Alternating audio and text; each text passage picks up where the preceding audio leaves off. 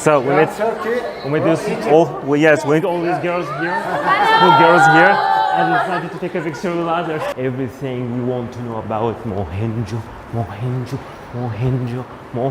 daro. You're so lucky that you are carrying all these coins right now in your Visa card. Well, I love museums, sue me. So today I'm taking you to the National Museum of Pakistan. Let's go. Dun dun dun! We made it. Now we arrived to the National Museum of Pakistan. I think this one is the entrance. So let's just go inside. And I wonder about the ticket. Hopefully, like, they treat the tourists the same way they treat locals. Yeah. Let's see. Ticket उधर से. Okay, thank you. So I'm supposed to get the ticket from here.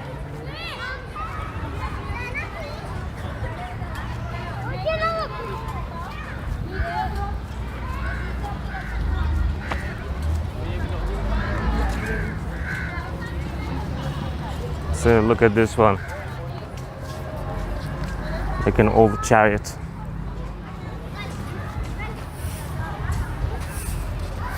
Oh, excuse me, tickets? Okay, thank you.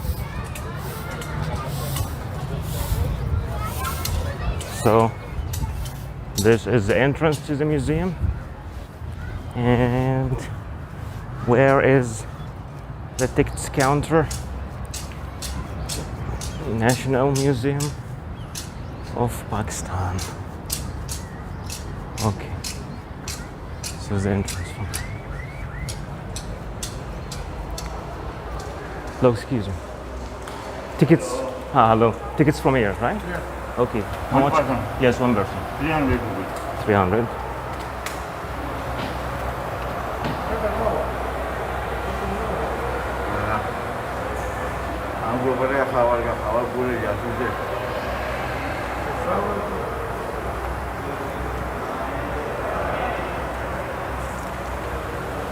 Change. Okay. I'll change till the morning.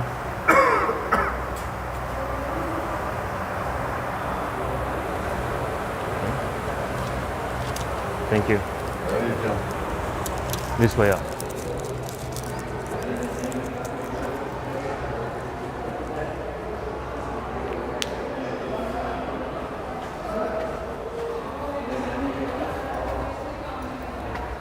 So yeah, I just wonder about this museum because I heard it's a very big museum, but there are many pieces around here.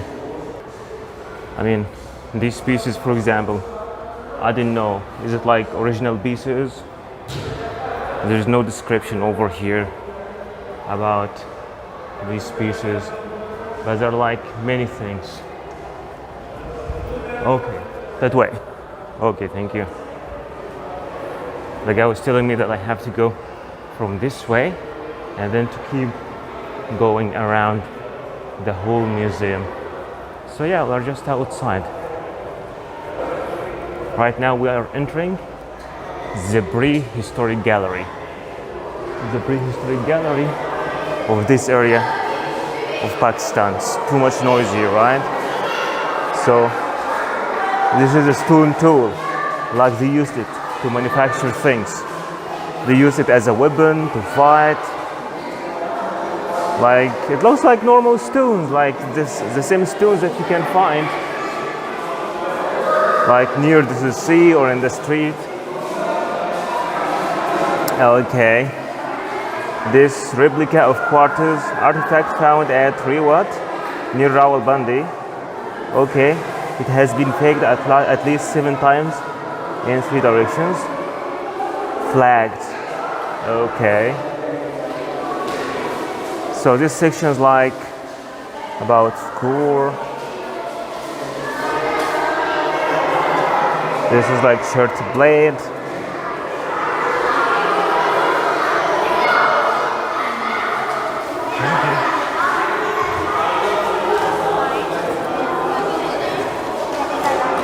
It's like teeth of some animals.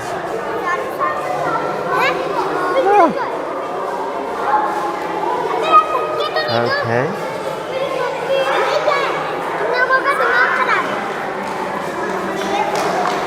This part is from Balochistan, like it's small animals.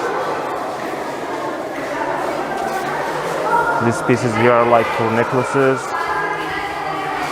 like jewels, ancient jewels. We're speaking here about the prehistoric period of this area, of this Sindh area.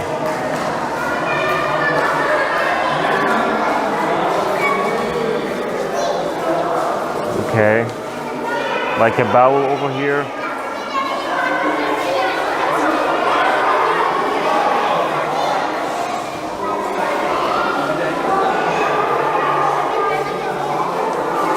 So I like more these pieces. I think this is like the most special pieces here. Like small statues. Maybe they have any religious representation or something like that. But there is no like explanation here. A jar.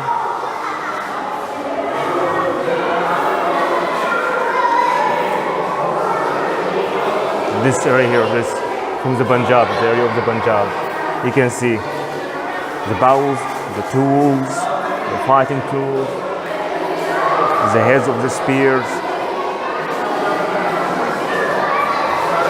all these pieces.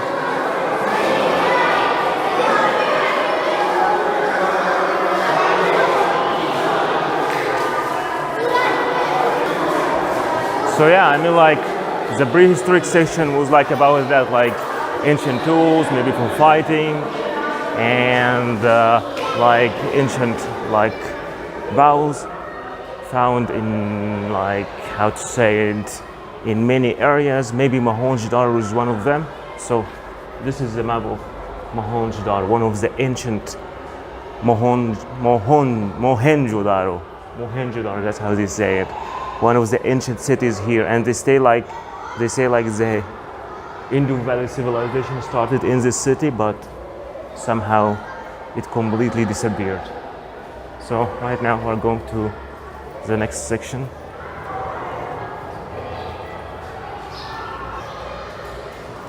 It's like proto-historic gallery. It's like from 3000 BC to 2600 BC. This is like the area all these artifacts were found. You can see the mother goddess and other figures. They were considered to be like representation of the ancient gods they used to believe in at that time. And as you can see, some of the jewels of that time and some of the designs of different type of animals at that time. Here, the priest king. I think we have like, this piece is very important here. Like this, like what they say, is like one of the most delicate products of Harappan artistry, and it's called like a priest king.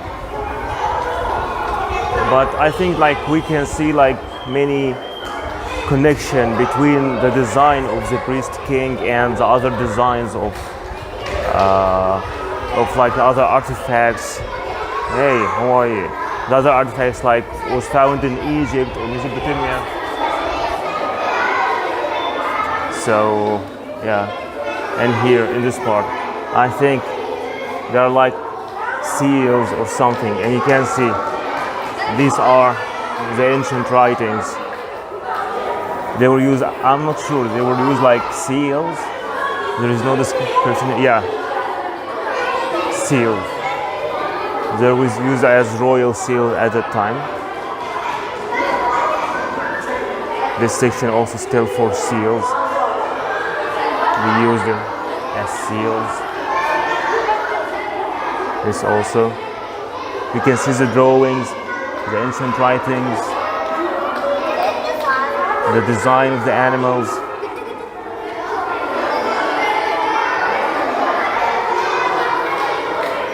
You can see also the seals over here. I like the design. You can see how does it look like.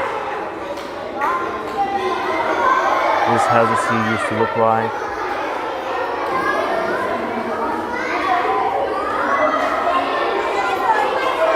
Still seals. We are dealing here with seals, ancient seals from different areas, and also seals over here. Then we come to the species, the sea species, like they say here, it's like fence and shell objects. They're mostly made out of shell.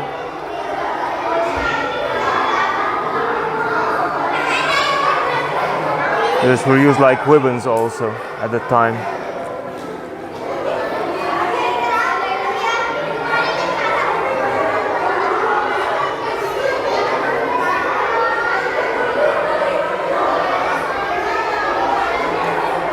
Also, you can see here all these copper and bronze objects.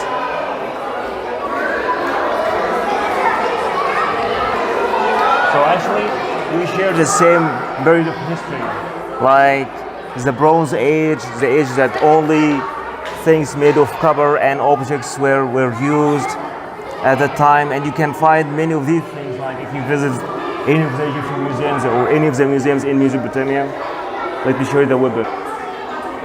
These were like the top of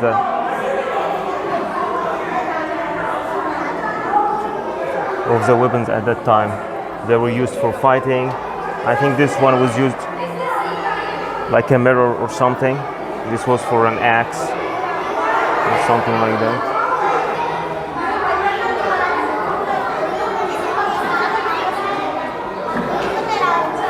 This one here for the measures and for the weights. So you can see these were like the slight measures.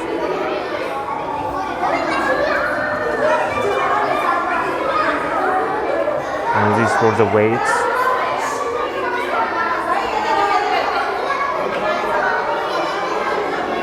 We call it the stone rings.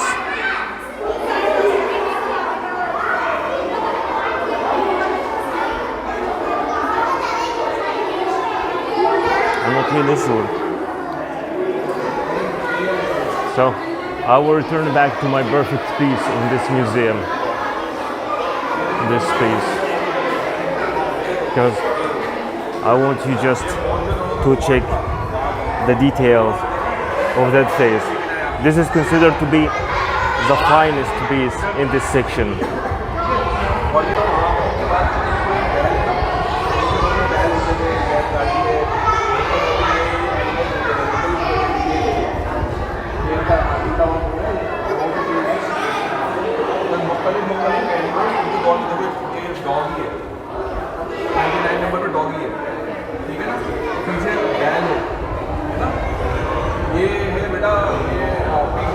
So basically, since there's like a school trip around here in the museum at the same time, so you can hear all this noise around here. But one lucky thing that once the kids start moving to another chamber, the chamber becomes completely empty and becomes completely ours, so we can like explore this place freely without any noise.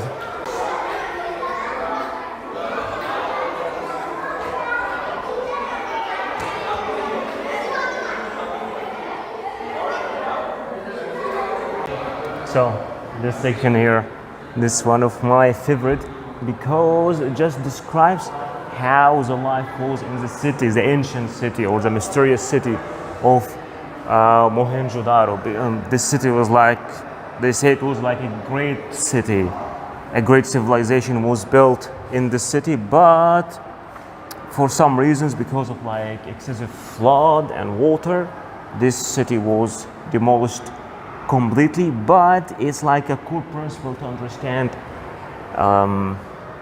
behind like the Indus Valley civilization. Like you have to understand Mohenjo-daro to understand the Indus Valley civilization. Let me show you like some clear footages. section. So, okay, these were like the gates of Mohenjo-daro and the city behind it, and there was like a port also, the port of Mohenjo-daro, and next to it like also the houses. So yeah, just a representation of Mohenjo-daro. Okay, earthenware jars. Look at these big jars. It's very big, and the decorations over this jar over here, like so beautiful.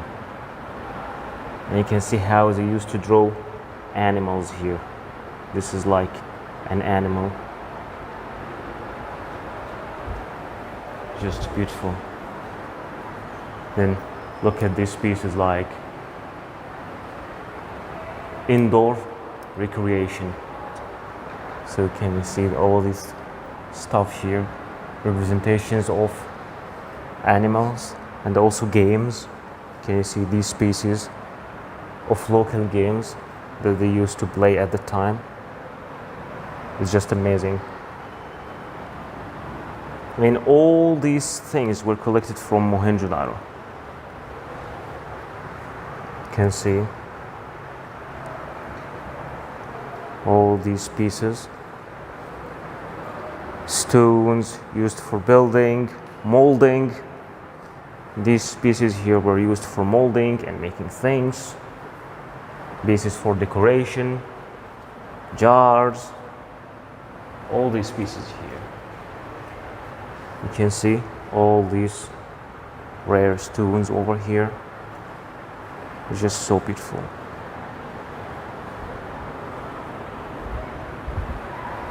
Pottery. You can see this section here.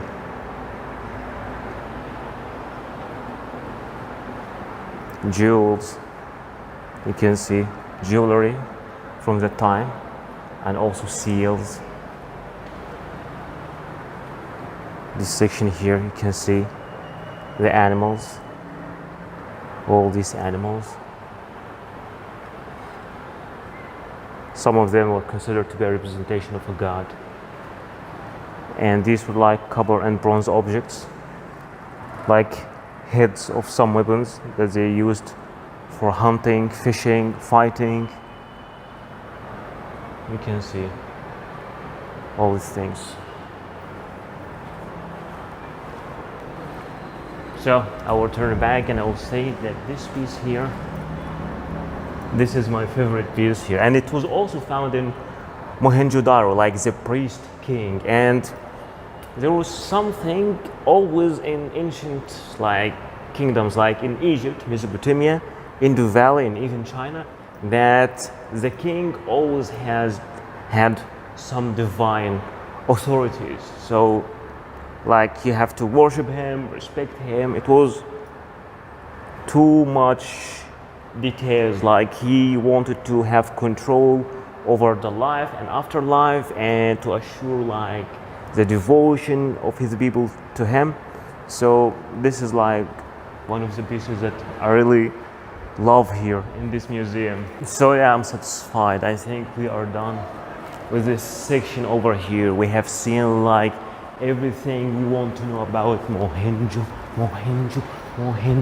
Mohenjo-daro, and I don't know, I feel like I need to wait here for a while, because I think the next room will be filled with these kids from the school. I mean, they're so cute, they're so nice, but they're just creating too much noise, and the room here is it's reflecting the voice, so the voice will be even doubled. So I think I can stay here for a while. And can you see the ground here? It gives you the feeling that you want to dance around. And yeah, I can dance, I have no problem, no one is here. So yeah, right now we are inside the ancient city of Mohenjo-daro. Yeah, I'm just trying to remember the song of Freddie Roshan in my mind and dance on it. So since we're here, let me give you some information about Mohenjo-daro, because Mohenjo-daro was considered to be the biggest and the largest settlement here in the Indus Valley civilization, and it was like a sister city of the Egyptian civilization and the Mesopotamian civilization, and they believe that many tradings happened between Egypt, Mesopotamia, and Mohenjo-daro at that time, but because of excessive flood, and which is something very normal in the Sindh area, this city was destroyed completely, and many migrations started happening from this city to inside, have to say, modern India now, like the banks of the rivers of Yamuna and the Ganga. But basically, the Indus Valley civilization started in this city, like in the northern Sindh area. Let's leave this section and let's move to the next section here. Yeah, I'm enjoying this museum. So this one here is the Post Haraban Gallery. Let's go inside, let me show you. Oh, these are like the pieces inside it, like pottery. Okay, we had only like the upper piece and the other section. Okay, I think they are made of copper, I think.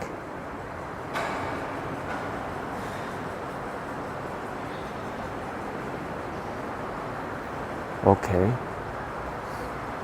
it's all about pottery here in this section.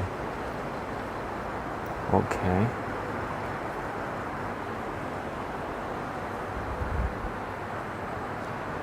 And like every pieces were discovered in different section, as you can see.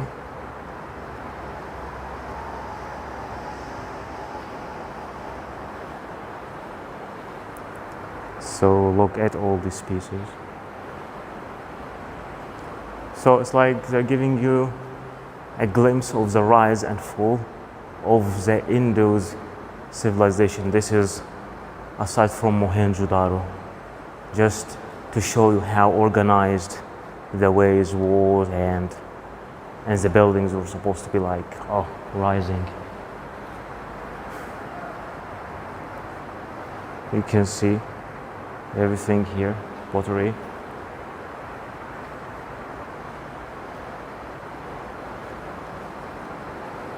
So yeah, this section basically is a collection of many of pieces collected from different sides all over the Indus Valley.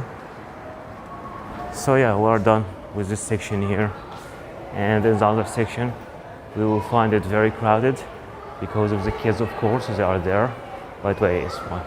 You can just wait. It's called Gandhara Gallery. But before entering inside, we can just enjoy some of the views here. Like you can see this tablet here, a representation, I don't know, of a king or something. And you can see here like some pictures of Hindu temples, and also some Muslim tombs. So yeah, but right now just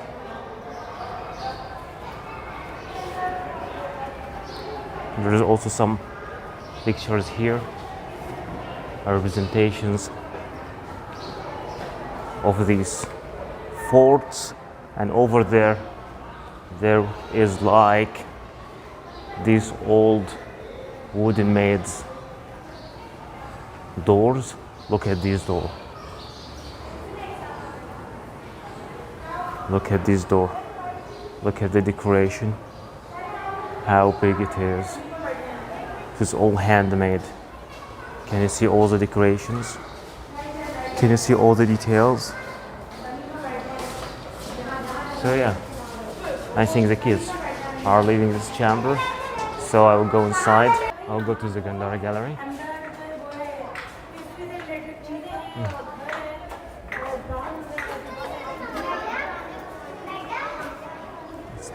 Okay, this is my favorite place here. You can see, I think, a standing Bodhisattva.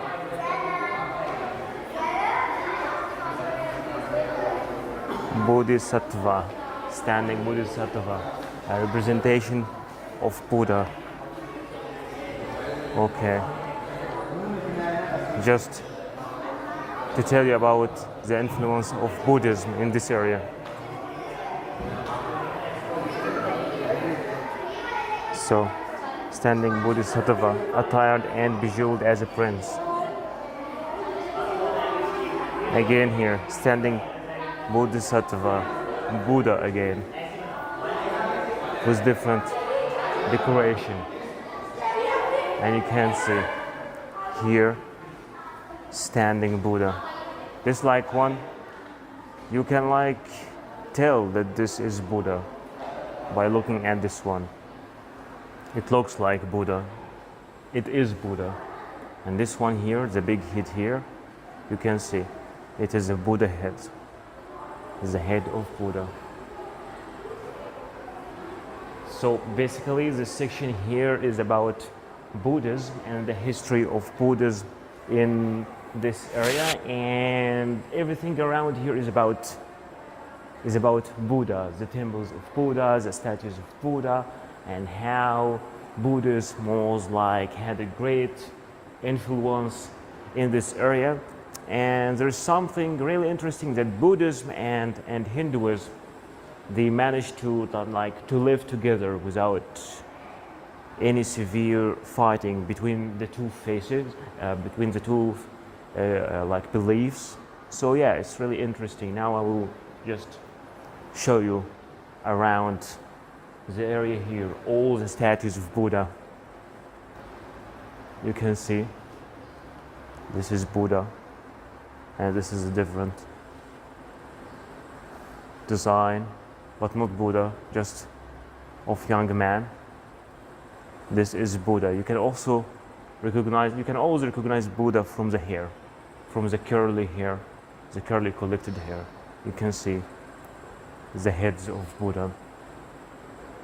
This is like one fine piece here of Buddha. Can you see? Standing Buddha. Okay. You can see here all these heads. Like this is a female head, and this one here a head of Buddha. This one is also a female figure. This also head of Buddha. Buddha also a female head. Okay, so this number 13, this is like a line, a representation of a line. Actually, I'm reading from this paper. It tells you everything about all these pieces. This is like a Hellenistic period style. You can feel like there's something Greek about this piece. You can feel like it's like Zeus or something like that. So yeah, and this was a head of a monk, and the rest belonged to Buddha. So yeah, standing Buddha, but these pieces are like, there is no glasses here. So basically, you can have a closer look over Buddha. It's just like so beautiful. So beautiful. And the decorations down here, can you see? Again, we are going to these pieces here, different representation of Buddha, life of the Buddha. So yeah, you can see this is like Buddha with a Hindu priest. Okay,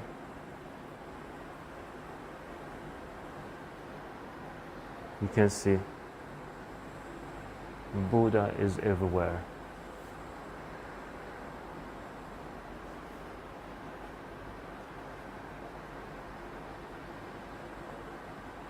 It's like Buddha standing in his heaven.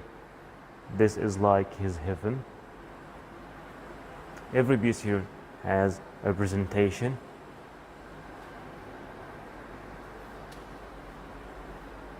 This one here,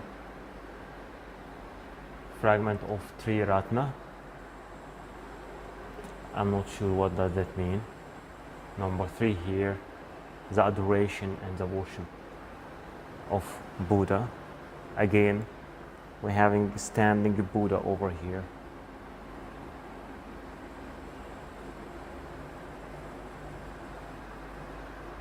Again, Buddha, I love this piece here. Buddha meditating,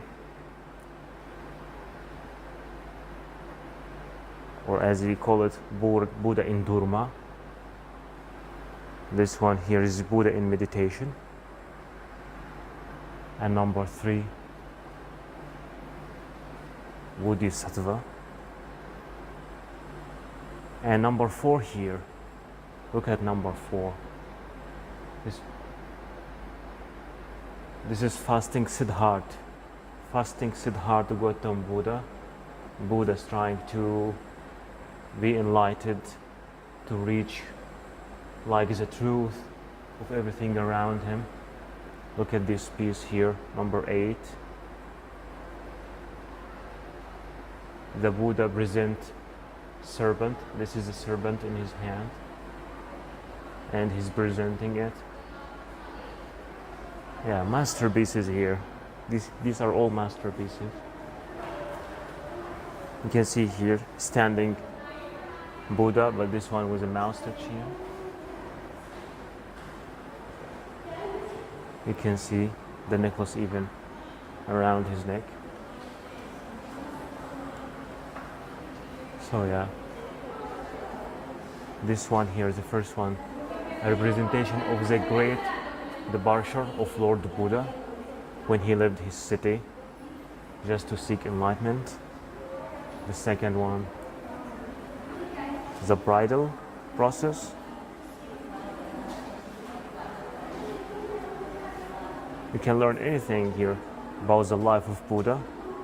The third one, the royal ladies watching and looking at the bridal process. And number 5, birth and the great departure, like the birth of Buddha and his great departure, seeking enlightenment. And number, how to say it, number 6 over here, a relief with palace scenes, musicians and dancers. So you can see this is like the king sitting in the middle over here, and around him the queen, and then dancers, musicians, guards. You can see all the details here. And number 10, this one like the great departure, and down there you can see Buddha. And for number 11, also the great departure. Again, a representation of Siddhartha Gautam Buddha. You can just look at all these pieces.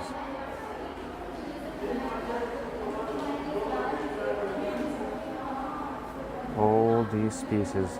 So the most interesting one here is this number 6 and the dancer here.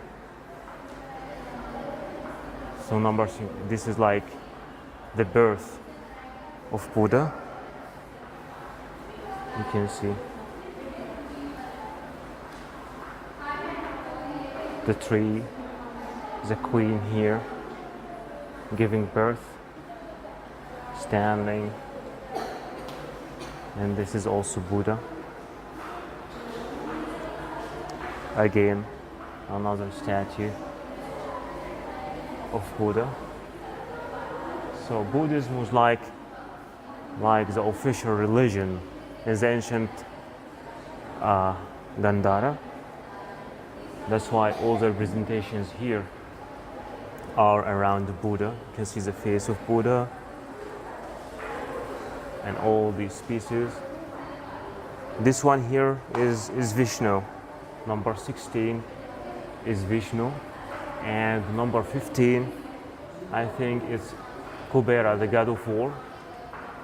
So this one is Kubera, and this one is Vishnu.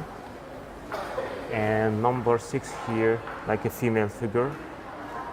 And this one is the goddess Hariti, one of the ancient goddesses. I don't know if they still worship her or not. So you can see these pieces like made of silver, and these are female heads. Now look at this piece. Looks like an elephant down there, and with the elephant rising all these decorations, as they call it, the elephant pillar. There's like 2 pieces of them actually here.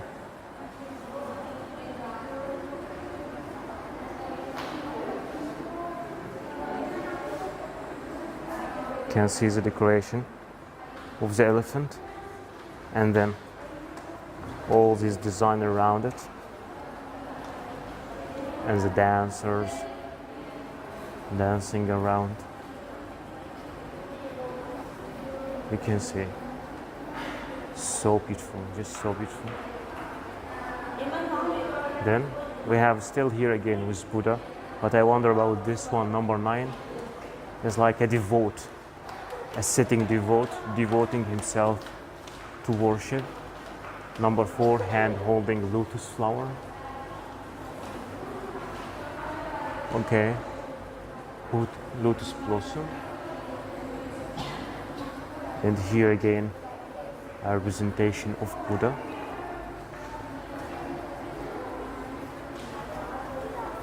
So look at these pieces, like this box, for example, number 4. It's like Kanishka reliquary. It was found in Peshawar.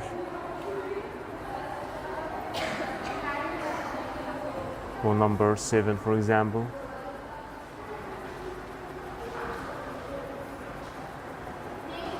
A man teasing a lion over here, and then look at all these jewels.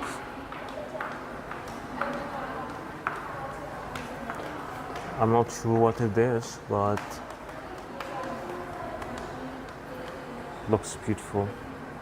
It's covered with like a golden color over there, and here down there we have some seals. So there's something else we need to see here. This is a temple, I think. This is Takht-i-Bahi stupa and monastery. This is like one of the best known Buddhist monuments in Gandhara. So this one here is like a representation of an ancient Hindu temple. Not Hindu temple, I'm sorry, a Buddhist temple. So I will show you even the representation of Buddha over there. So you can see around it, you can see a representation of standing Buddha.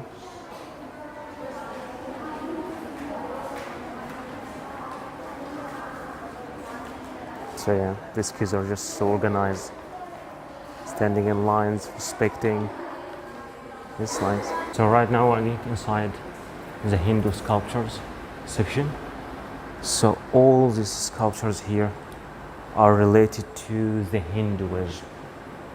Can you see? So let's look at them like one by one. This is a representation of Vishnu. You can see Vishnu, not like modern Vishnu at all. And here you can see Hanuman, a representation of Hanuman, and next to him standing Vishnu. And then Bhagavad, the song of God, like an ancient text. Lakshmi here, the goddess Lakshmi, and next to it Krishna, and you can like understand that he's Krishna from the flute he's holding in his hand. Over here we are having Vishnu, the statue of Vishnu. As you can see the design. Here you can see Parvati standing with Ganesha next to her. You can see Ganesha here.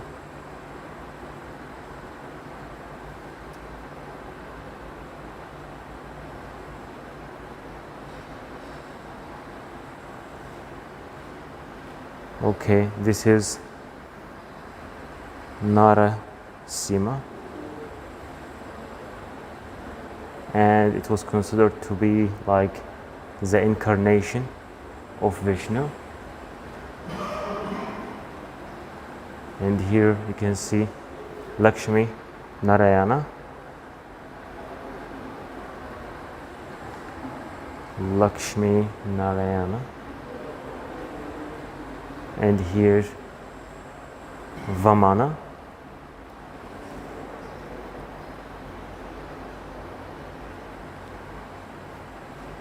I don't know if some of these gods are still worshipped today, but Vishnu, of course. Here, Durga Devi, the goddess Durga.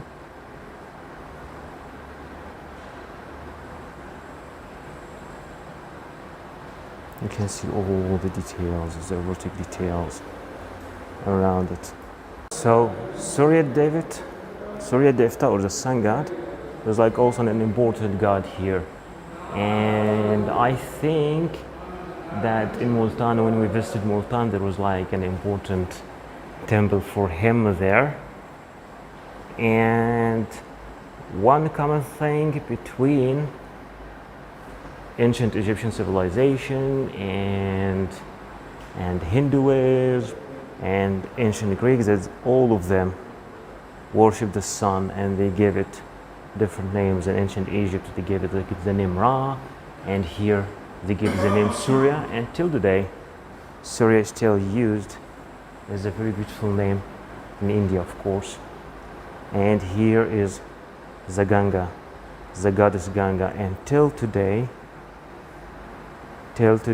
every morning, every night, all over the banks of the Ganga, there are many prayers, arti happening, worshipping the Ganga. And here, Boar, incarnation of Vishnu.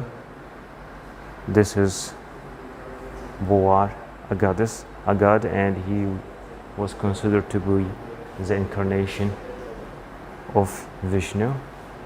And here, Padma Bani, and it is a very, very beautiful piece here. You can see like the decorations from the crown and the eyes, the sharp eyes, the design of the paints. You can just notice how beautiful it is.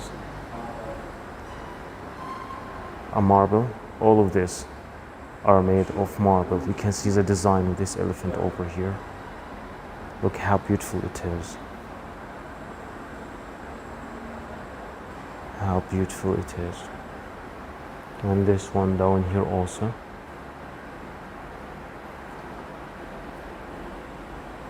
And now we are viewing Brahma. Brahma, one of the supreme gods in the Hinduism. And you can see the three faces of Brahma over here.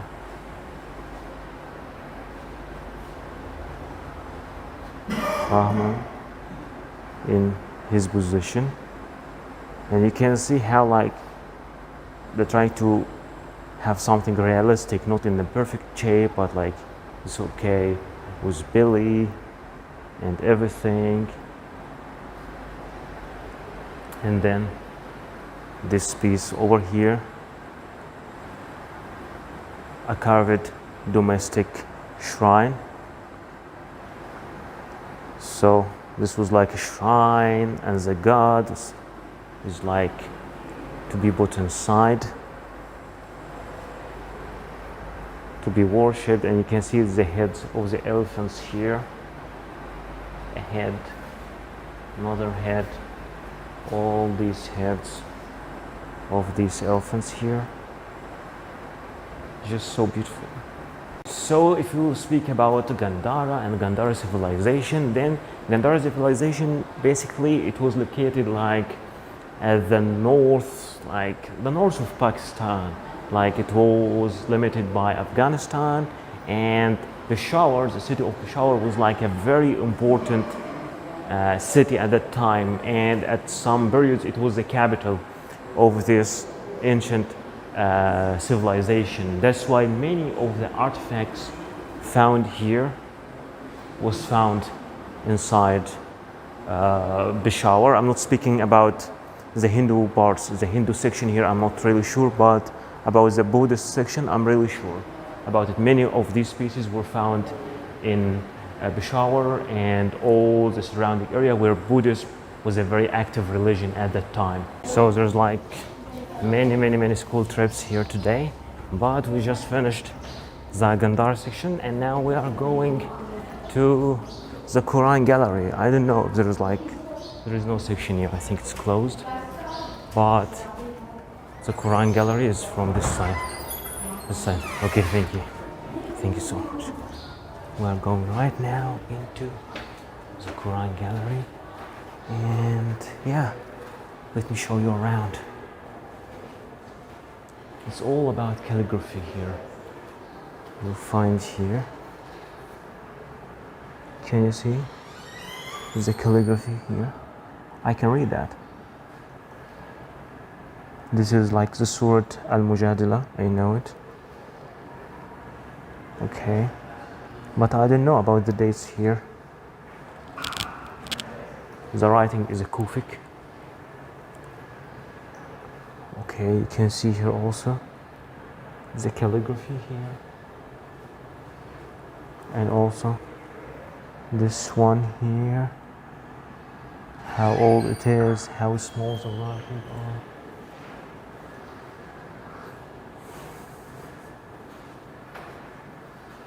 And inside this section also, this one, the writing way, the script is a Rihan. You can see the writing, they're like, I don't know, so smooth, so beautiful.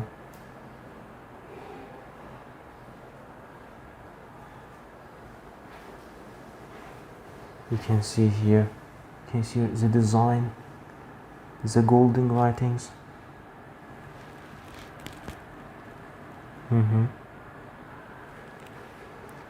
This was from the Abbasian Khilafat, from the time of Al-Mustasim. This also from the Abbasid period. Can you see the writings? And the golden, what's shining between the writings is like, it's like gold. And they are putting all these air conditioners here to keep it in a good degree, so the papers never decay. Can you see the writings here? All these writings.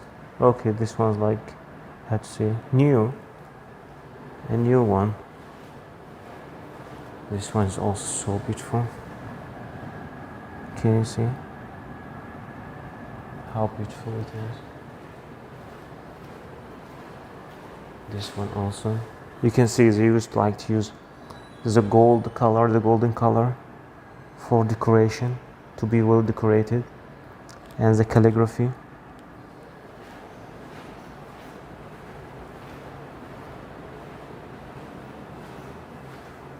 I like this color, like the page inside is pink writings. And this one here is the Quran with many explanations around it. This also Quran with translation around it. This also Quran with translation, so you can read and translate. Okay, can you see?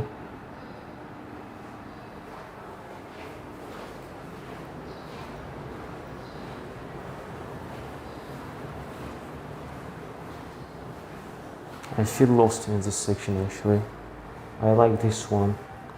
I like all the decorations here.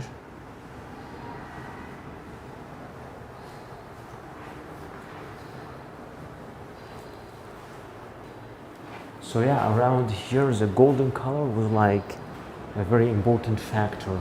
Like they wanted to decorate the Quran so it looks so beautiful, looks so shiny. So this one here is the last one here, and I think it's one of the most decorated here. You can see like the decorations around it, you can see like the drawings, and then the writings.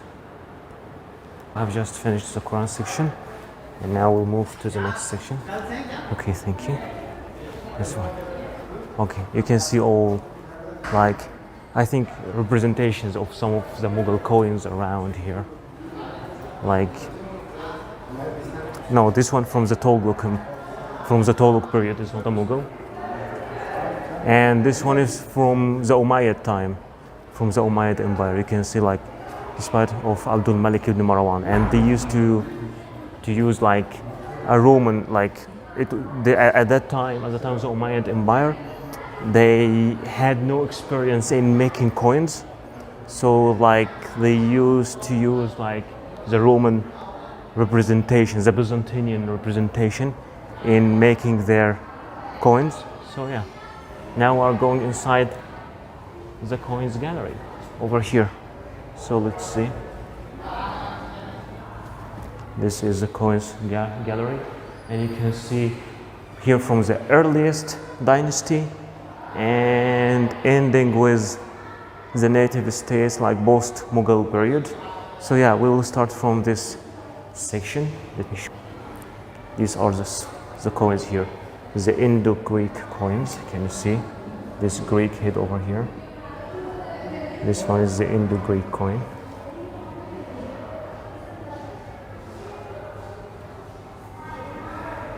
Can you see how small it is? Munch market. All these are ancient coins.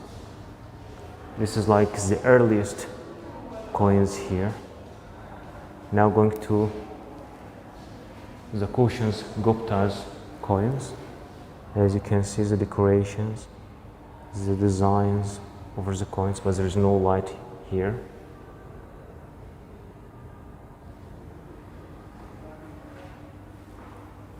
These are the Arab coins,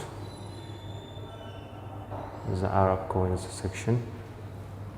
This one here is from the Umayyad time, the time of the Umayyad, and how these coins were used in a very large scale here.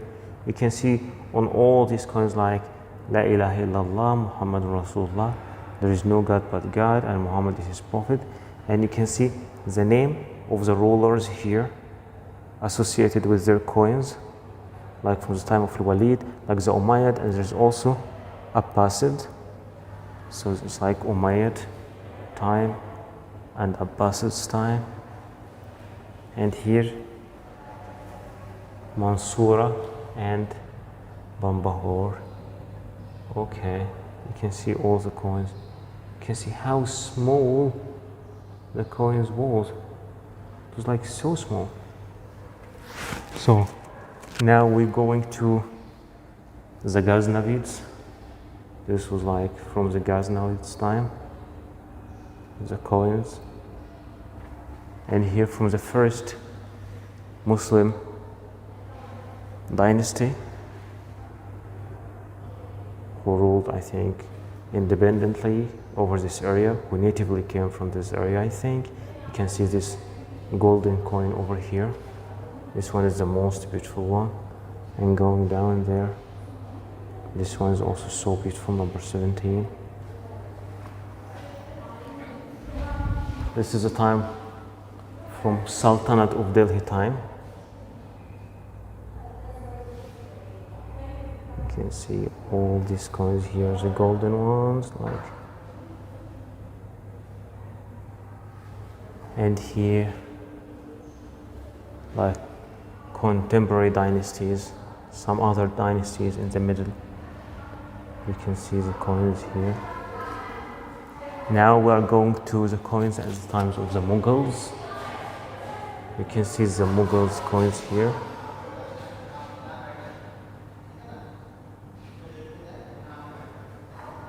The coins at the time of the Mughals.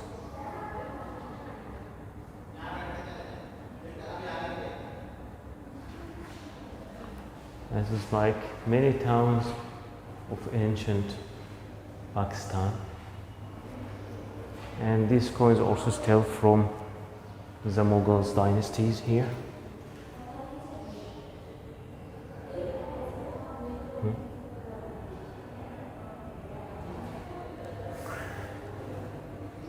These ones here. And like these ones from like the native states post-Mughal period.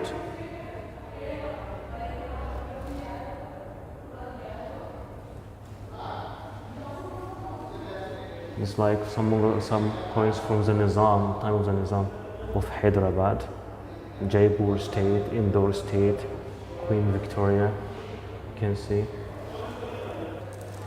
So yeah, we are done with the coins section here, and you should feel so lucky that you are carrying all these coins right now in your Visa card. So yeah, let's move to the next section, and meanwhile you can just look at these decorations, these walls over here. And now this is like a picture gallery of the leaders and founders of Pakistan and the Muslim League.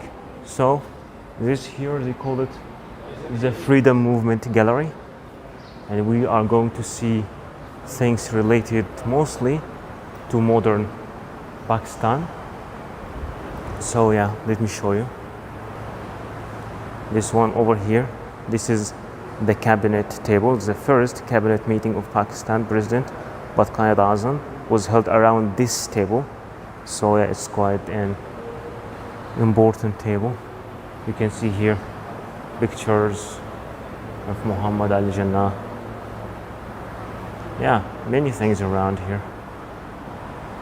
You can see Muhammad Ali Jinnah and his sister Fatma, Muhammad Ali Jinnah, his sister, and his daughter Dina. Still some of his pictures. You can see some of his family pictures, like this one is his father.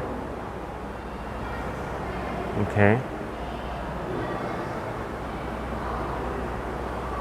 This is like his daughter Dina. This is the younger brother of Muhammad Ali Jinnah and his Swiss wife.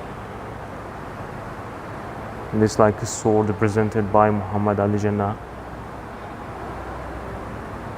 And all India Muslim League like badges of all India Muslim Leagues. This is like a 1 rupees, a memorial 1 rupees. Still here some art gallery and pictures.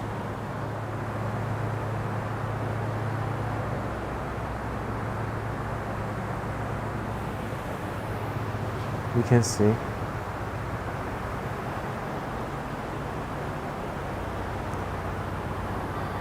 Now the massive like immigration.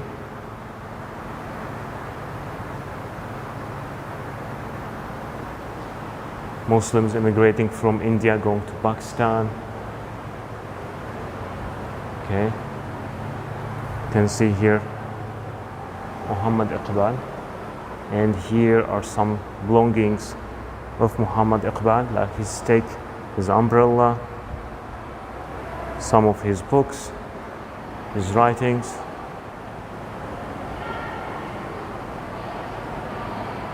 So over there you can see a replica of Minar Pakistan. We visited this one when we were in Lahore, and we spoke about the importance and the representation of Minar Pakistan and who designed it.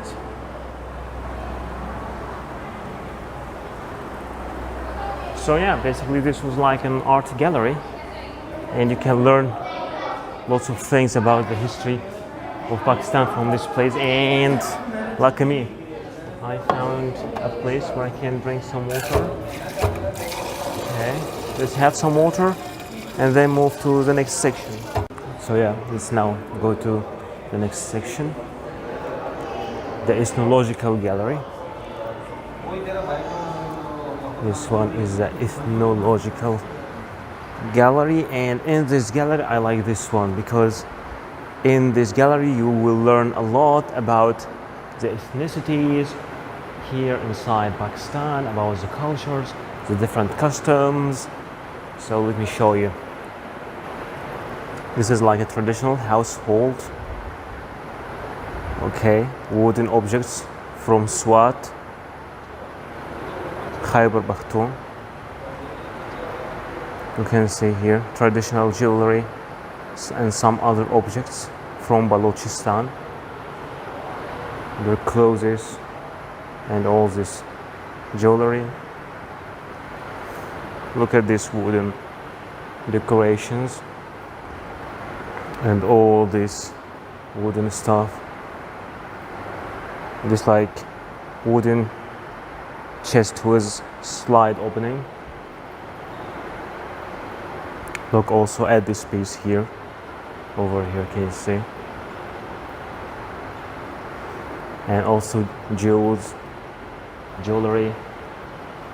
And you can see like a farmer, a Punjab from the province, from Punjab province, a Punjabi man with a Punjabi woman in a Punjabi house. You can see how simple it is. This part here is like representation of Cholistan. So you can see here all these jewels, jewelry,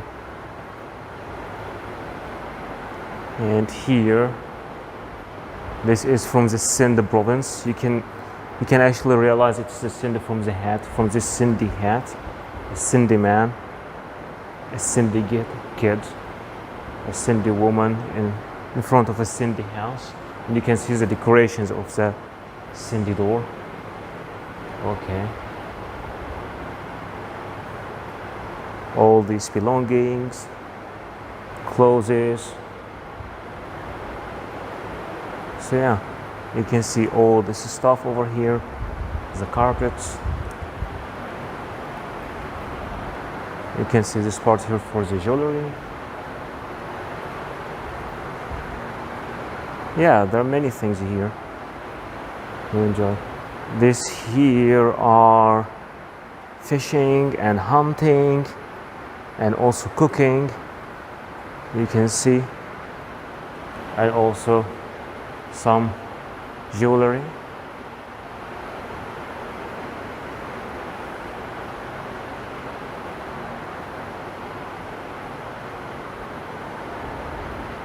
Okay, and this is like the life in Khalas, a presentation of the life there. And traditional Khalas wooden hunting tools. And this one here is from Balochistan.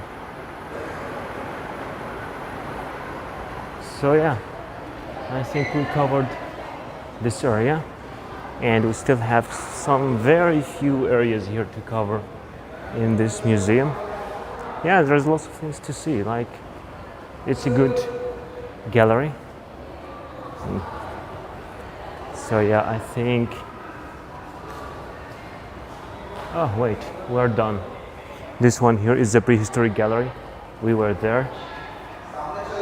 So yeah, I just finished my tour here without even realizing that I finished it. So yeah, this was our tour around here. Let me ask if there is anything else to see in the museum here. Yes, I realized that there's still some things to see here, like this part here is the manuscript gallery, and this one here is the Islamic art gallery. So we can just go first to the Islamic art gallery here. Have a look inside it. It's like also pottery. I was just told when I find something interesting. This is like a presentation of the Siege of Dibal. So what is the story of the Siege of Dibal? It's a port located in the east of modern Karachi. So actually there's a story behind the siege over here. It said that the siege happened because of the piracy. So Dibal was like an important place here, and it was over the coast. Trades used to happen between the Arabian Peninsula and this port. So what happened that some of the Muslim ships was like exposed to piracy, and at that time the king of the region, he was the Raja Dahir. So when Hajjaj ibn Yusuf, who was the governor of Iraq at that time under the Umayyad Empire, received informations that some of the ships were like attacked by pirates, then he sent a message to Raja Dahir asking him to punish the responsibles, but Raja Dahir refused. And then Al-Hajjaj sent an army under Muhammad ibn Qasim, and Muhammad ibn Qasim, he was so young, but he was also so capable, and yeah, he just started his conquest to the Sindh. And you can see here the Minjalik, or the catapult. It was like a very, very, very advanced and effective weapon at that time to throw stones, and it was like the first time to use such machine in this area. So yeah, this is the story of the Siege of Dibal. And as you can see, all this area, you can see this part from Mansoura. They used to call Multan, they used to say that Multan, or the area of Multan, when it was like controlled by Arabs, it was called Mansoura. So these are like some of the pieces inside. These also are some very important pieces of the stone, of the Islamic carving of the stones, and the pillars over here. You can see stone carving of from a male grave, and you can see here this like tombstone, and this one here like a door knocker. And just imagine the size, like look at my hand, look at the size, it's really big. So if this was the door knocker, so imagine the size of the door itself. So yeah, some scripts, it's like a, and here's also pottery and scripts.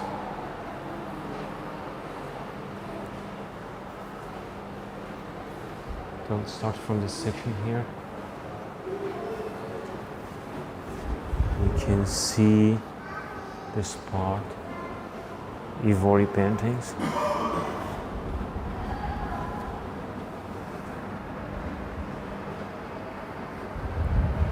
It's like some of the Mughal paintings.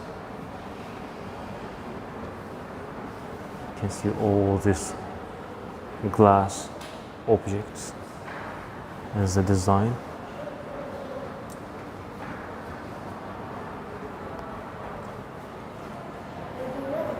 And here speaking about Al-Hasan ibn al-Haytham, who was like a scientist and had a great knowledge about optics. He's like the first scientist to study optics. You can see all these glass objects here. All these glass objects.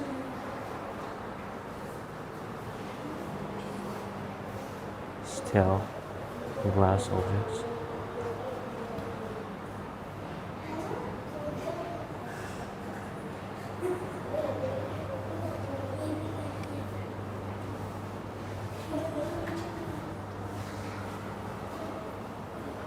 This is like a carpet weaver.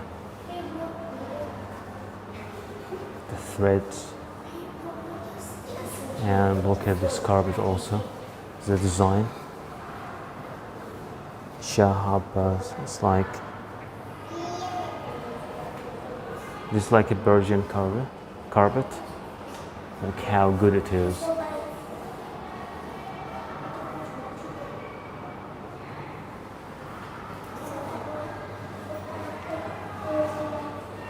Look at this spot here, and also this carpet. The design and the drawings. This family, man, woman, and a kid. So this part here is for arms and armor. So you can see this iron armor.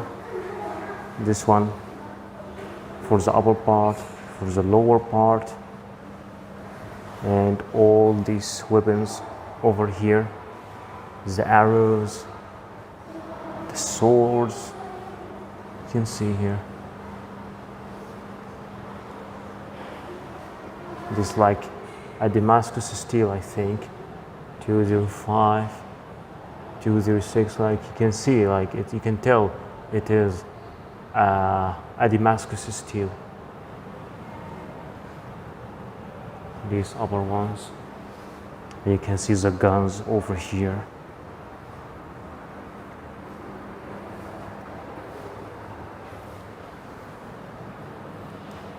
This section here also is for metal objects. You can see here the design around it, the writings. Used to make very fine things. Now you can go and see all the things here.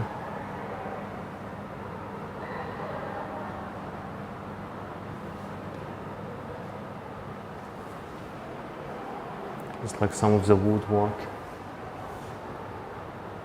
Look how fine it is. Some of the book bendings.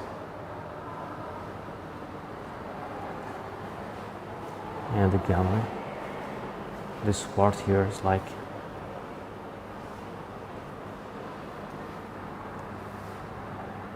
a bin box. Look how fine it is. So yeah, we're basically done with this section over here. Now we will go to, I'm not really sure, is it the last section in this museum or not? But yeah, I think we had like a fair idea about the designs here. And I think this one, which is the calligraphy section, is the last section. So let's go inside, let me show you all calligraphy work. This is like the oldest manuscript collection surviving in Pakistan and India. So you can see, they call it Gilgit manuscript, and the language is Gilgit manuscript, and the language is Brahmic language, and the oldest manuscript collection surviving in Pakistan and India, and it is presented here.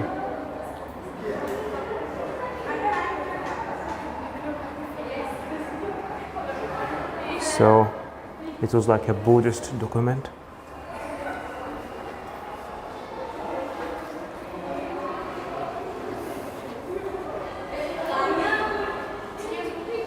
see for this. This is like a tafsir, a religion book here.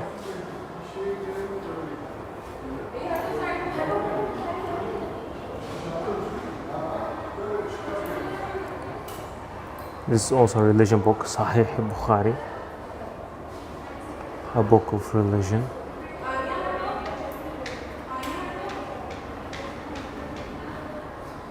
Still also Arabic manuscripts. So yeah, really interesting.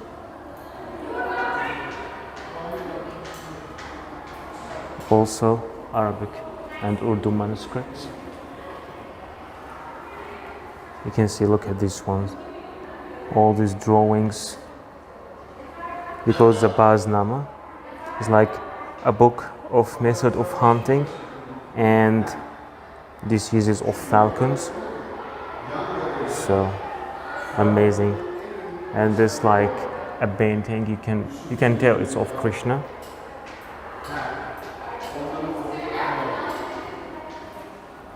Look at all these manuscripts. This is Rubaiyat al-Khayyam. It's like some of the writings of Omar al-Khayyam. And it is like one of the finest poetry, like all over history. Like this, like the manuscript of Gulistan and Danesh Nami Jahan. Okay.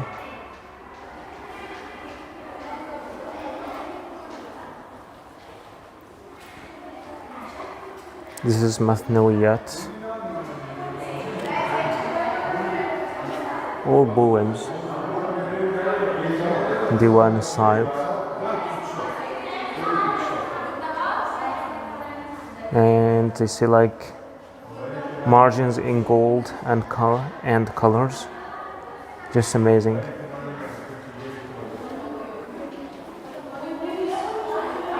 It's also for Gulistan. And it's like upside down, so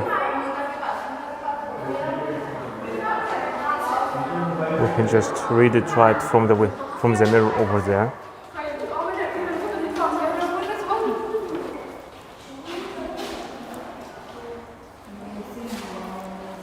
Oh, this one here is the Holy Quran, and you can see the decoration and the writing and the colors.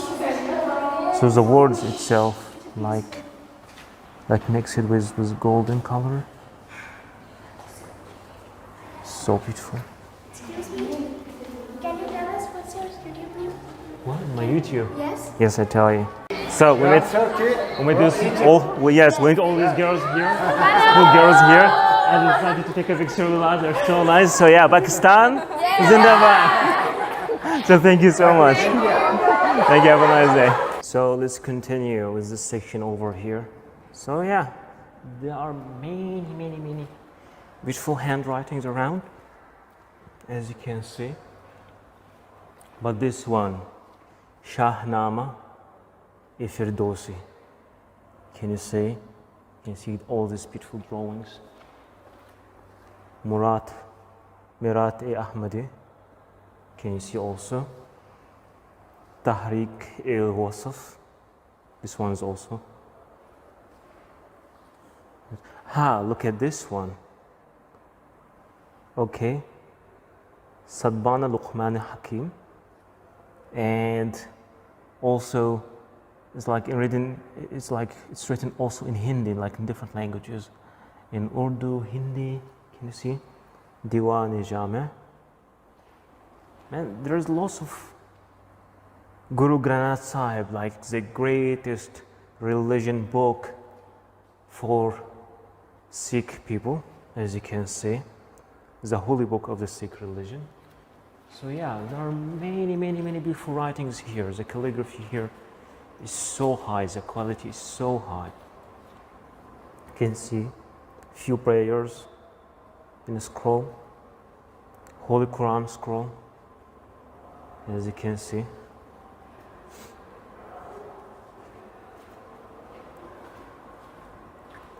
All these things here, all this beautiful calligraphy.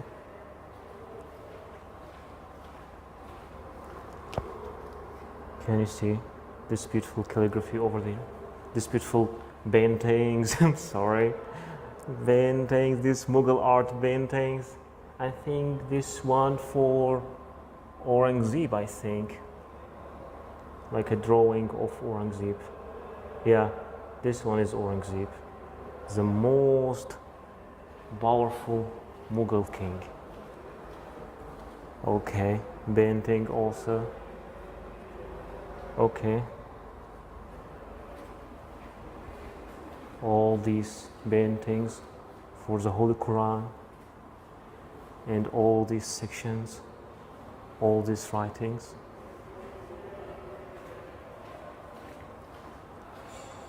Can you see all these beautiful writings over here? So yeah, basically we are done completely with the museum here. We have seen everything, we have met wonderful people, and we have covered all these sections. So thank you so much for watching. Don't forget to subscribe and see you in the next destination.